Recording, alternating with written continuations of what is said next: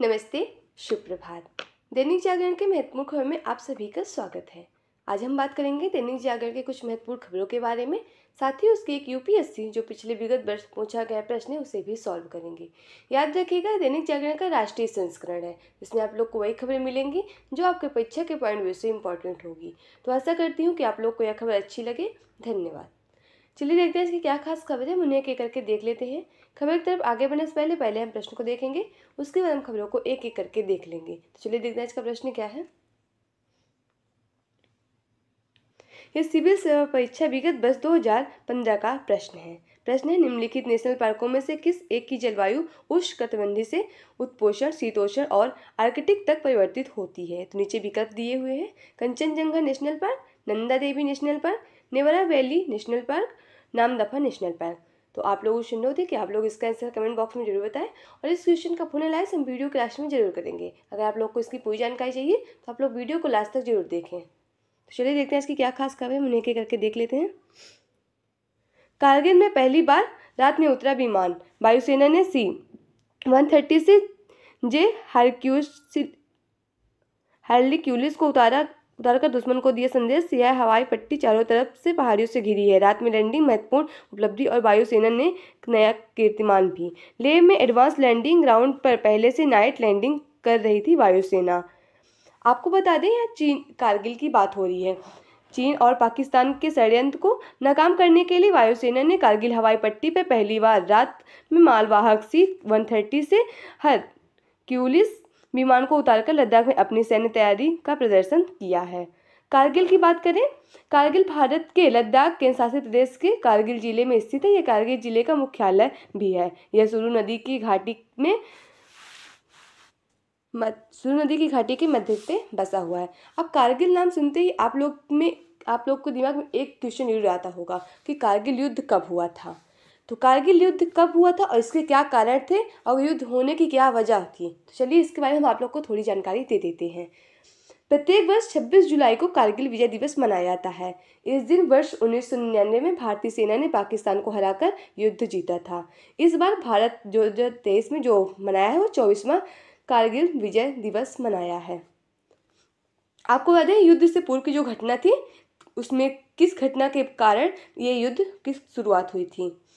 पूर्व की घटना थी फरवरी 1999 में पीएम अटल बिहारी वाजपेयी और लाहौर पहुंचे, और वह 21 फरवरी को 1999 में दोनों देशों के बीच समझौता हुआ, जिसे लाहौर समझौता के नाम से भी जाना जाता है। तो आप लोग से क्वेश्चन पूछ लेगा कि लाहौर समझौता कब हुआ था। तो 21 फरवरी 1999 को लाहौर समझौता हुआ था।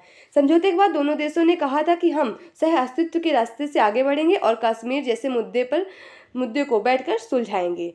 लेकिन पाकिस्तान इतना अच्छा तो देश है नहीं कि वो शांति से कोई भी कार्य करेगा। तो चलिए देखते हैं युद्ध का कारण क्या था। वर्ष 1972 में शिमला समझौता में कहा गया था कि कारगिल में सर्दियों में तापमान -30 और -40 डिग्री सेल्सियस चला जाता है। अतः वहां से दोनों देशों की सेनाएं अक्टूबर के महीने में अपनी पोस्ट छोड़कर चली करेंगी और मई जून में अपनी पोस्ट में वापस आ जाएंगी। तो आप लोग यहाँ पास भी एक टॉपिक को नोट करिएगा, जो हुआ था शिमला समझौता। तो आप लोग को बता दें 1972 में शिमला समझौता हुआ था। ये जो छोटी छोटी टॉपिक है इसे आप लोग जरूर याद करिए, क्योंकि आप लोग के कॉम्पिटिटिव एग्जाम अन्य प्रतियोगी परीक्षाओं में बहुत ही महत्वपूर्ण होगा। अगर आप लोग इन टॉपिक को नहीं तैयार किए तो आप बहुत सी परीक्षाओं में बहुत कम अंक प्राप्त कर सकते हैं। तो आप लोग से अनुरोध है कि आप लोग इन छोटी छोटी टॉपिक को जरूर याद करिए। पाकिस्तान ने ऑपरेशन बद्र के तहत अपनी पोस्ट न ही छोड़ी और भारतीय पोस्ट पर कब्जा कर लिया। देख रहे हैं ना पाकिस्तान की क्या गति होगी आगे। आपको बता दें, पाकिस्तान ऐसा देश है कि वो कोई भी कार्य शांतिपूर्वक समझौता तो करता नहीं है।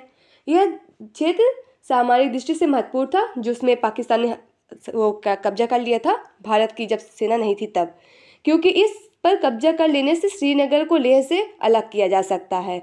युद्ध की शुरुआत की बात करें, मई 1999 में युद्ध की शुरुआत हुई और भारतीय सेना ने पाकिस्तान सैनिकों द्वारा कब्जाए क्षेत्र को वापस प्राप्त करने के लिए ऑपरेशन विजय प्रारंभ किया था। तो आप लोग से क्वेश्चन पूछेगा कि ऑपरेशन विजय क्यों प्रारंभ किया गया था। जो पाकिस्तान ने कारगिल के क्षेत्र में भारतीय सेना का जो क्षेत्र कब्जा किया था ना, उसी को वापस लाने के लिए ऑपरेशन विजय प्रारंभ किया गया था। तो आप लोग इसे जरूर पढ़िएगा। साथ ही युद्ध में सहयोग के लिए भारतीय वायुसेना द्वारा भी ऑपरेशन सफेद सागर की शुरुआत की गई थी। तो आप लोग से भी पूछ सकते हैं कि ऑपरेशन सफेद सागर किसके द्वारा शुरू किया गया। तो भारतीय वायुसेना के द्वारा ऑपरेशन सफेद सागर की शुरुआत की गई थी। और आपको बता दें, युद्ध में शहीद जो लोगों का आंकड़ा है, तो उनको बता, सरकारी आंकड़ों के अनुसार कारगिल युद्ध में 527 सैनिक शहीद हुए थे, जबकि 357 से 453 पाकिस्तानी सैनिक भी मारे गए थे। तो आप लोग से आशा करती हूँ कि आप लोग को यह जानकारी अच्छी लगी होगी।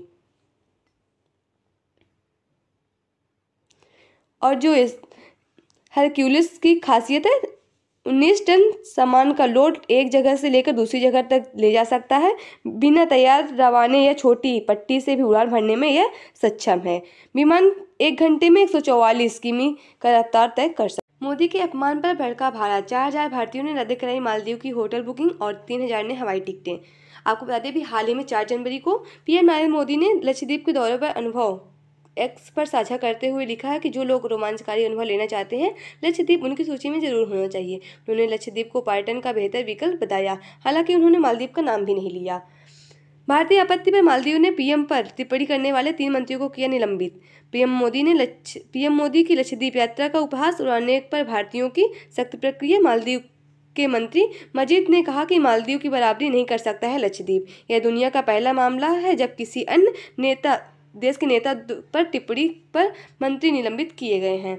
आपको बता दें, अभी हाल ही में प्रधानमंत्री नरेंद्र मोदी 4 जनवरी को लक्षद्वीप गए थे। उन्होंने एक्स पर, यानी जो ट्विटर था पहले, एक्स पर अपना अनुभव साझा करते हुए लिखा है कि जो लोग रोमांचकारी अनुभव प्राप्त करना चाहते हैं, उनकी लिस्ट में जरूर होना चाहिए लक्षद्वीप। और उन्होंने मालदीव का नाम भी नहीं लिया, लेकिन फिर भी मालदीव को तो जलन होगी ही, क्योंकि मालदीव एक ऐसा देश है जहाँ लोग अगर न जाए, मतलब लोग पर्यटक के रूप में अगर वहाँ न जाए, तो उसकी अर्थव्यवस्था चौपट हो सकती है। मालदीव की राजधानी की बात करें, मालदीव की राजधानी माले है। राष्ट्रपति मोहम्मद मर्जी ने सत्ता में आने के बाद ही से मालदीव सरकार भारतीय विरोधी का रवैया अपनाए हुए है। इसकी बनगी फिर दिखाई दी है जब उनके मंत्री ने प्रधानमंत्री नरेंद्र मोदी के खिलाफ अपमानजनक टिप्पणी की है। इसके बाद इंटरनेट मीडिया पर भारत की नामी गिरामी हस्तियों समेत अन्य लोगों ने इसे तीखी आलोचना की है। मोदी लक्षद्वीप दौरे पर की टिप्पणियों पर भारतीय भड़क उठे। नाराज करीब 4000 भारतीयों ने मालदीव में होटल बुकिंग रद्द की, 3000 हवाई टिकटें रद्द कर दी हैं। आपको बता दें कि मालदीव में जो अभी लोग जाते हैं ना, जाने वाले लोग थे, उन्होंने अपनी होटल की बुकिंग कैंसिल कर दी है और हवाई टिकटें की बुकिंग कैंसिल कर दी है। इससे जो वहाँ के राष्ट्रपति हैं, उन्होंने सोचा अगर वहाँ के लोग, मतलब क्योंकि आपको बता दें कि 90% लोग भारतीय मालदीव में ही जाते हैं पर्यटक के रूप में, लोग घूमने के लिए, तो अगर वो लोग वहाँ नहीं जाएंगे तो वहाँ की अर्थव्यवस्था चौपट हो सकती है। तो उन्होंने जो हमारे प्रधानमंत्री हैं, उनकी आपत्ति पर, मतलब उनका अपमान, उसके आपत्ति पे नहीं मंत्री को निलंबित किया है। उन्होंने सोचा कि अगर उनको निलंबित नहीं किएंगे तो उनको भारत की, मतलब सिंपैथी नहीं मिल पाएगी। तो उन्होंने अपने 3 मंत्रियों को उसी समय निलंबित कर दिया है। मेन कारण उनका ये था कि अगर वो निलंबित नहीं करेंगे तो वहाँ के जो लोग हैं वहाँ घूमने नहीं जाएंगे, यानी पर्यटक के रूप में। बांग्लादेश में विपक्ष के बहिष्कार के बीच हसीना ने 2/3 बहुमत से प्राप्त की जीत। बांग्लादेश की पीएम शेख हसीना ने लगातार चौथा कार्यकाल हासिल कर लिया है। रविवार को छिटपुट हिंसा और मुख्य विपक्षी दल बांग्लादेश नेशनल पार्टी व उनके सहयोगी के बहिष्कार के बीच 12वें आम चुनाव में हसीना की पार्टी अवामी लीग ने 200 सीट में बहुमत जीत हासिल की है, 2/3 से।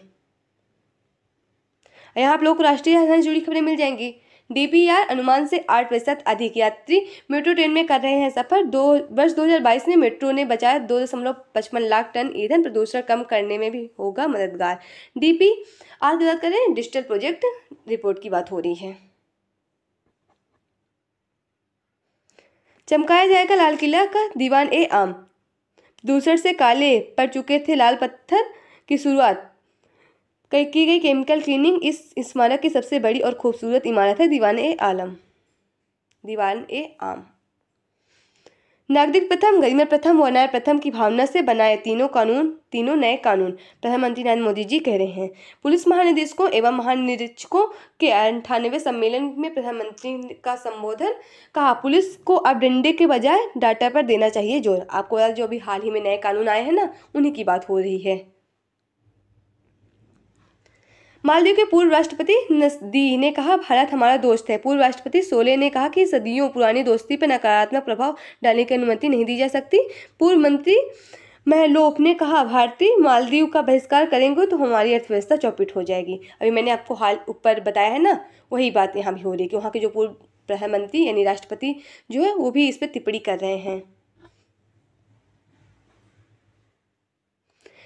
22 वर्षों में पहली बार आज ब्रिटेन जाएंगे भारतीय रक्षा मंत्री राजनाथ सिंह। 2 दिवसीय ब्रिटेन दौरे पर राजनाथ सिंह का द्विपक्षीय रक्षा संबंध पर होगा जोर।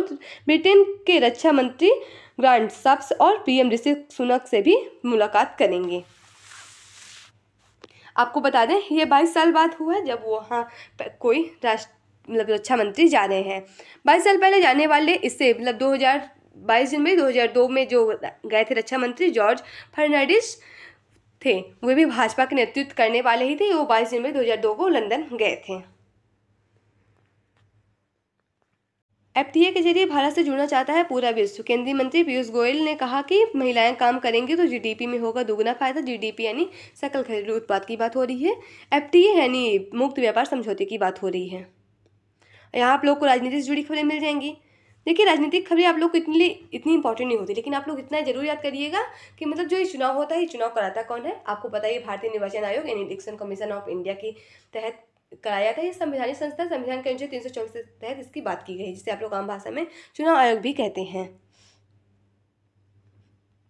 यहाँ आप लोग को वो खबरें मिलेंगी इसमें देख रहे हैं ना कि 22 जनवरी को होने वाला है रामलला का प्राण प्रतिष्ठा अयोध्या में, तो उसी की तैयारी चल रही है। आज रवाना होगा 2400 किलो का घंटा। 9 जनवरी को ट्रस्ट ने महामंत्री को सौंपा जाएगा। पीतल, कांस्य, तांबा, एल्युमिनियम, लोहा, स्वर्ण, चांदी व जस्ता से बना है यह घंटा। हिट एंड रन पर प्रहार। आपको बता दें जो हाल ही में नया कानून है ना भारतीय न्याय संहिता, उसी के अंदर यह एक कानून है जिसमें जो नया कानून है उसमें कुछ कड़े प्रावधान किए गए हैं। पहले कानून में था कि 2 वर्ष की सजा होती थी और आसानी से जुर्माना मिल जाता था, लेकिन इसमें कुछ कड़े प्रावधान किए गए हैं जिसका विरोध ट्रक ड्राइवर और ट्रम्फर ड्राइवर भी कर रहे हैं। ट्रांसपोर्ट विभाग भी इसका विरोध कर रहा है कि क्योंकि इसमें सजा दी गई है कि 10 लाख का आर्थिक जुर्माना देना पड़ेगा और 7 साल की सजा भी हो सकती है। और इसका मतलब केस था कि मतलब बाई चांस अगर किसी ट्रक ड्राइवर या ट्रम्फर ड्राइवर से दुर्घटना हो जाती है, मतलब एक्सीडेंट हो जाता है, तो उसी समय एम्बुलेंस को फ़ोन करेंगे और उस व्यक्ति को हॉस्पिटल पहुंचाएंगे। अगर वो ऐसा नहीं करते हैं तो उन पर ये जुर्माना और यह केस का जो प्रावधान किया गया है वो लगाया जाएगा। उसी में विरोध भी कर रहे थे कुछ दिन पहले। यह आप लोग को संपादकीय पत्र है। यहाँ आप लोग को प्रीलिम्स, मेंस, इंटरव्यू, अन्य प्रतियोगी परीक्षाओं से जुड़ी खबरें मिल जाएंगी, तो इसे आप लोग जरूर पढ़िए क्योंकि ये आपके परीक्षा के पॉइंट व्यू से, और अगर आप लोग किसी वनडे एग्जाम, अनकम्पिटेटिव एग्जाम की तैयारी कर रहे हैं, सिविल सर्विस की तैयारी कर रहे हैं, उसके लिए बहुत ही इंपॉर्टेंट खबरें आप लोग को मिल जाएगी। देखिए यहाँ पास आज का आर्टिकल जो दिया है, घरेलू पर्यटन को मिलेगा प्रोत्साहन। विदेशी पर्यटन पर अत्यधिक जोर से आर्थिक और सांस्कृतिक नुकसान के साथ ही देश की बेहतरी और पहचान को झटका लगने का जोखिम बढ़ सकता है। आपको बता दें ये आप लोग के लिए ऐसा मुद्दा है, मतलब जैसे कि आप लोग बोल दें कि अंतर्राष्ट्रीय संबंध कैसा है, मतलब मालदीव और भारत का संबंध कैसा है, उसके लिए इसने बहुत ही अच्छा आर्टिकल दिया है। इसे आप लोग जरूर पढ़िए, आपके परीक्षा के पॉइंट व्यू से बहुत ही इंपॉर्टेंट होगा। महंगे ब्याज से यात्री वाहनों की बिक्री पर असर संभव। वाहन निर्माताओं ने कहा कि रेपो दर में कमी न होने से महंगा हो सकता है वाहन कर्ज। रेपो दर 2.5% की वृद्धि के सापेक्ष 1.3% बढ़ी है। खुदरा वाहन कर्ज की दर नीतिगत दरों में इस वर्ष की कटौती नहीं होती है तो 1.2% तक बढ़ सकता है वाहन कर्ज। और यहाँ आप लोग को अंतर्राष्ट्रीय से जुड़ी खबरें मिलेंगी। अब देख रहे हैं ना कि बांग्लादेश में हुआ है आम चुनाव, उसी में जो शेख हसीना है वहाँ की प्रधानमंत्री, वो चौथी बार अपने कार्यकाल को संभाल रही हैं, चौथी बार उनकी जीत है। बोली कि हम भाग्यशाली कि भारत हमारा मित्र है। बांग्लादेश की पीएम शेख हसीना ने कहा कि भारतीय लोगों को शुभकामनाएं। कहा मुक्ति संग्राम के दौरान उन्होंने हमारा समर्थन किया था। और यहाँ देख रहे हैं कि गाजा युद्ध के 3 महीने पूरे हो पर इजराइल रुकने का नाम ही नहीं ले रहा है। जो इजराइल और हमास का संघर्ष चला है ना, ये 7 अक्टूबर को शुरू हुआ था। यहाँ आप लोग को खेल से जुड़ी खबरें मिल जाएंगी। T20 में रोहित और विराट की वापसी। अफगानिस्तान के विरुद्ध T20 सीरीज के लिए भारतीय टीम घोषित, रोहित होंगे कप्तान। आपको बता दें T20 जो 2024 में होने वाला है, ये इसका 9वां संस्करण है। और ये आपको बता दें इसकी मेजबानी सह मेजबानी संयुक्त राज्य अमेरिका और वेस्ट इंडीज करेगा और इसकी शुरुआत 9 जून से और 30 जून तक होगी। 9 जून से 30 जून तक खेला जाएगा। यहाँ आप लोग के लिए परीक्षा के पॉइंट विषय और जनरल नॉलेज से जुड़ी खबरें मिलेंगी, तो इसे आप लोग जरूर पढ़िए। कार्बन डाइऑक्साइड बताएगी ग्रहों पर जीवन की क्षमता। ग्रहों के वायुमंडल में CO2 की तुलनात्मक मात्रा ग्रहों पर जीवन की संभावना को बढ़ा सकता है पैमाना। इससे ग्रहों के सतह पर तरल पानी रखने की क्षमताओं की मिलेगी जानकारी। वाइट डे परेड पर निकली झांकियां। कोलंबिया के पोस्ट शहर में मिश्रित संस्कृतियों के ब्लैक एंड व्हाइट कार्निवल के दौरान रविवार को व्हाइट डे परेड निकाली गई। यहाँ आप लोग को मूवी से जुड़ी खबरें मिल जाएंगी। अगर आप लोग को इंटरेस्ट हो तो पढ़िए, ना हो तो कोई बात ही नहीं। तो आज की खबरें समाप्त होती है। आशा करती हूँ कि आप लोग को यह खबर अच्छी लगे। अगर खबर अच्छी लगे तो कृपया चैनल को लाइक शेयर सब्सक्राइब जरूर करें। अगर आप लोग के पास कोई सुझाव है तो भी आप लोग हमसे साझा कर सकते हैं। चलिए प्रश्न की ओर देखते हैं। प्रश्न आज जो था, आज का जो प्रश्न है, निम्नलिखित नेशनल पार्कों में से कौन सी एक जलवायु उष्णकटिबंधीय से उत्पोषण, शीतोष्ण और आर्कटिक तक परिवर्तित होता है? तो इसका सही जवाब होगा ऑप्शन डी यानी नामदफा नेशनल पार्क। चलिए इसका विश्लेषण देख लेते हैं। नामदफा राष्ट्रीय उद्यान। नामदफा राष्ट्रीय उद्यान पूर्वी हिमालय जैव विविधता हॉटस्पॉट से सबसे बड़ा संरक्षित क्षेत्र है और पूर्वोत्तर भारत में अरुणाचल प्रदेश में स्थित है। क्षेत्रफल की दृष्टि से भारत का तीसरा सबसे बड़ा राष्ट्रीय उद्यान है। यह मिश्मी पहाड़ियों की दफा बम श्रेणी और पटनायक श्रेणी के बीच स्थित है। पहला आपको बता सबसे बड़ा हेमिस नेशनल पार्क है जो जम्मू कश्मीर के लद्दाख में स्थित है। तो आज की खबरें समाप्त होती हैं। आज के लिए बस इतना ही। धन्यवाद। यहाँ आप लोग के लिए परीक्षा के पॉइंट विषय और जनरल नॉलेज से जुड़ी खबरें मिलेंगी, तो इसे आप लोग जरूर पढ़िए। कार्बन डाइऑक्साइड बताएगी ग्रहों पर जीवन की क्षमता। ग्रहों के वायुमंडल में CO2 की तुलनात्मक मात्रा ग्रहों पर जीवन की संभावना को बढ़ा सकता है पैमाना। इससे ग्रहों के सतह पर तरल पानी रखने की क्षमताओं की मिलेगी जानकारी। वाइट डे परेड पर निकली झांकियां। कोलंबिया के पोस्ट शहर में मिश्रित संस्कृतियों के ब्लैक एंड व्हाइट कार्निवल के दौरान रविवार को व्हाइट डे परेड निकाली गई। यहाँ आप लोग को मूवी से जुड़ी खबरें मिल जाएंगी। अगर आप लोग को इंटरेस्ट हो तो पढ़िए, ना हो तो कोई बात ही नहीं। तो आज की खबरें समाप्त होती है। आशा करती हूँ कि आप लोग को यह खबर अच्छी लगे। अगर खबर अच्छी लगे तो कृपया चैनल को लाइक शेयर सब्सक्राइब जरूर करें। अगर आप लोग के पास कोई सुझाव है तो भी आप लोग हमसे साझा कर सकते हैं। चलिए प्रश्न की ओर देखते हैं। प्रश्न आज जो था, आज का जो प्रश्न है, निम्नलिखित नेशनल पार्कों में से कौन सी एक जलवायु उष्णकटिबंधीय से उत्पोषण, शीतोष्ण और आर्कटिक तक परिवर्तित होता है?